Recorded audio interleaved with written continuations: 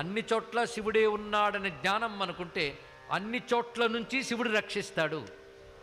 నేను తెలుగులోనే చెప్పాను, మరొక్కసారి చెప్తాను. ఇవి సూత్రంలా గుర్తుపెట్టుకోవాలి. అన్ని చోట్ల శివుడే ఉన్నాడని జ్ఞానం ఉంటే అన్ని చోట్ల నుంచి శివుడు రక్షిస్తాడు, అందులో సందేహం లేదు. కనుక మనకు ఉండవలసిన ఇప్పుడు లక్షణం ఏంటి? ఘోరాఘోరములు రెండు శివుడే అని రోజు అనుకోవాలి. నువ్వు రోజు అనుకోవాలి. రోజు అనుకోవడమే పూజ, మరొకటి కాదు. ఘోరంలో అఘోరంలో శివుడే ఉన్నాడు, శివుడే ఉన్నాడు, శివుడే ఉన్నాడంటే శివుడే ఏమనుకుంటాడు తెలుసా? నా అడ్రస్ వీడికి తెలిసిపోయింది, జాగ్రత్తగా ఉండాలనుకుంటాడు. అన్నిట్లో నేనే ఉన్నాను పట్టేశాడు కనుక వీడికి అన్నిట్లోంచి నేను రక్షించక తప్పదు అనుకుంటాడు, తెలుసా మీకు? అలా అనుకున్నాడు కనుక ప్రహ్లాదుణ్ణి నిప్పులో తోసేసినా లేచొచ్చేసాడు, నీటిలో పడేసినా తేలి వచ్చేసాడు. ఎందుకంటే అన్ని చోట్ల భగవంతుడు ఉన్నాడు అనుకున్నాడు. ఏమంటే మీరు శివకథ చెప్తూ విష్ణువులో గెలిపారు అనుకోవద్దు, రెండూ ఒకటే. ఇది చెప్తున్నది తత్వం, ఇప్పుడు చెప్తున్నది జ్ఞానం. కనుక ఎప్పుడు ఇది గుర్తుపెట్టుకోవాలి.